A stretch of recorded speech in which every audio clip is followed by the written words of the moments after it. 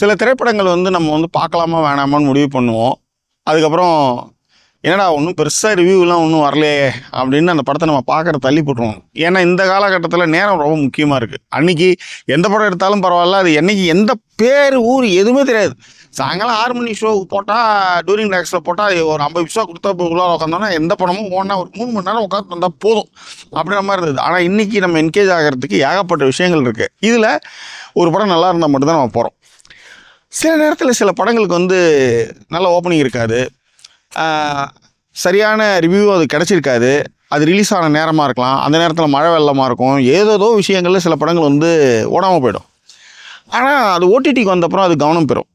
Right? Social மீடியாவில் சில த்ரெட்டில் வந்து இந்த படம்லாம் வந்தது, ஆனால் ஓடிடியில் பார்க்கும்போது இந்த படம் ஏன்பா ஓடாமல் போயிடுச்சு அப்படின்னு தோணுச்சு அப்படின்னு ஒரு 10 படத்தை லிஸ்ட் போடுவாங்க. அப்படி வந்து சமீபத்தில் ஒரு 2 த்ரெட்டு பார்த்தா அந்த மாதிரி. அந்த 2 த்ரெட்லையுமே விஜய் சேதுபதி நடித்த ஏஎஸ் படம் வந்து அதில் இருந்துச்சு. இந்த படத்தை பார்க்கணும் அப்படின்னு நினச்சிட்டே இருந்தேன். இந்த 2 த்ரெட்லேயே அதை வந்து சொல்லும்போது, ஆனால் 2-3 படம் அதில் நான் பார்த்த படமே அதில் சொல்லியிருந்தாங்க. அதாவது சுமாரான படங்களே, நல்லா பெரிய அளவில் பிக்கப் இல்லாத படங்களையும் அதில் போட்டிருந்தாங்க. அப்போ அந்த படம் நல்லா இருந்தது அப்படின்னும் போது இதையும் அந்த லிஸ்ட்டை சேர்த்துட்டாங்கன்னும் போது இந்த படத்தை பார்த்தே ஆகணும்னு முடிவு பண்ணேன்.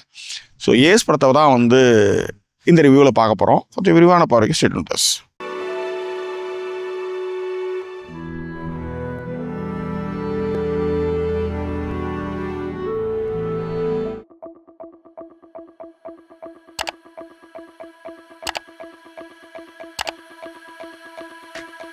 எஸ், இந்த திரைப்படத்தை வந்து ஆறுமுககுமார் வந்து இயக்கியிருக்கிறார், எழுதி இயக்கி தயாரித்திருக்கிறார். இந்த படம் வந்து விஜய் சேதுபதி, ருக்மிணி வசந்த், பப்ளு, யோகி பாபு இவங்களாம் பிரதான கதாபாத்திரம் நடிச்சிருக்காங்க. இந்த படத்தை ரசிக்க கொண்டாட ருக்மிணி வசந்த் ஒரு கேரக்டர் ஒன்று போதும். ஏன்னா விஜய் சேதுபதி இந்த மாதிரி நிறைய படங்கள் நடிச்சிருக்காப்புல. பட் ருக்மிணி வசந்த் இருந்ததும் இந்த படத்தை பார்க்கறதுக்கான மிக முக்கிய காரணங்களில் இதுவும் ஒன்று. ரைட்? ஸோ ருக்மிணி வசந்த் வந்து சப்த சாகரச்சே ஏலு அப்படின்னு ஒரு படம் கன்னடத்தில். இந்த படம் நீங்கள் பார்த்துருப்பீங்க. ஃபர்ஸ்ட் பார்ட், செகண்ட் பார்ட் 2 பார்ட்டுமே வந்தது. இந்த 2 பார்ட்லையுமே வந்து அதாவது புடவை கட்டி ரொம்ப சாந்தமாக, ரொம்ப ரொம்ப வந்து அமைதியாக, ரொம்ப அற்புதமாக நடிச்சிருப்பாங்க அந்த படத்தில் ருக்மிணி வசந்த். ஆனால் அதே ருக்மிணி வசந்த் அப்படியே மாடர்ன் ட்ரெஸ்ஸில் அப்படியே ஒரு டிரான்ஸ்ஃபர்மேஷன் அசத்திருந்தாங்க.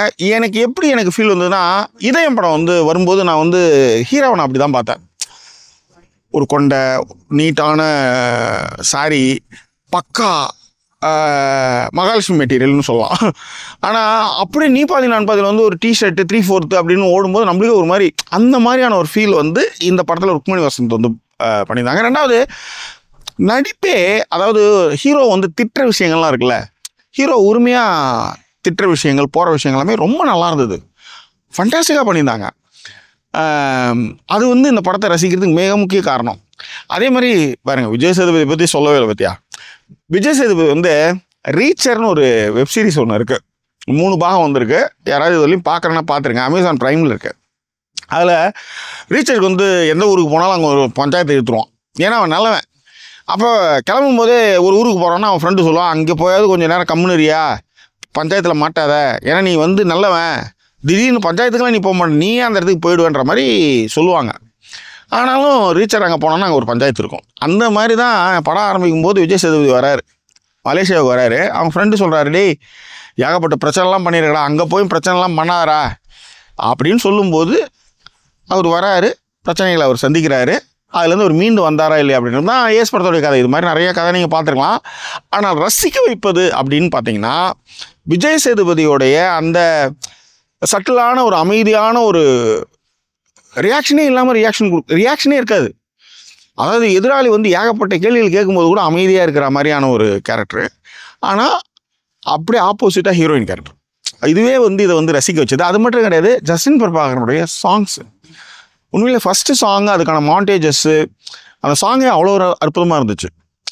ஆனால் அதே நேரத்தில் ஏஎஸ் அவர் வந்து அந்த கேம்லாம் விளையாடுறாருன்னு போது வேறு மாதிரி ஏதோ போகுதுன்னும் போது, என்னடா இது இன்ட்ரோக்கு முன்னாடி இது மாதிரி பண்ணால் பிரச்சனையாக யாருக்குமே ஏதாவது ஒரு கொக்கி இருக்குமே மாதிரி, அதே மாதிரி ஒரு கொக்கி இருந்தது, ரசிக்கிறமாக இருந்தது. எல்லாத்த விட இந்த படத்தை ரசிக்கிறதுக்கும், இந்த படத்தை வந்து டக்குன்னு அடுத்த கட்டத்துக்கு தொய்வு இல்லாமல் எடுத்துன்னு போனது வந்து யோகி பாபு வந்து உண்மையிலே அந்த ஸ்பான்டேனியஸாக அங்கங்கே போடுற பஞ்சு எல்லாமே வந்து ஒர்க் அவுட் ஆகிருந்தது இந்த படத்தில்.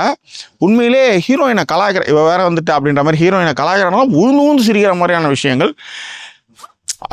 என்னவோ சொல்லுங்கள், ருக்மணி வசந்த் தான். அந்த அந்த வண்டியில் போவாங்க. அதே மாதிரி ஒரு ஆண் எந்த இடத்துல ஒரு பொண்ணை பார்த்து கவுந்துருவான் அப்படின்றதுக்கான ஒரு ஷார்ட்டாக அவங்க நடந்து போகும்போது விஜய் சேதுபதி பார்ப்பார். அவங்க நடந்து போயிட்டுருப்பாங்க, பேக் ஷாட் ஒன்று இருக்கும், சான்ஸே இல்லை.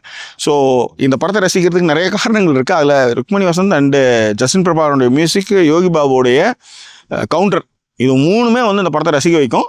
விஜய் சேதுபதி ஒரு ஹீரோ, அவர் நல்லாவே பண்ணியிருக்காரு, அதை பற்றி பெருசாக சொல்லணும் அவசியம் இல்லை. But this is it.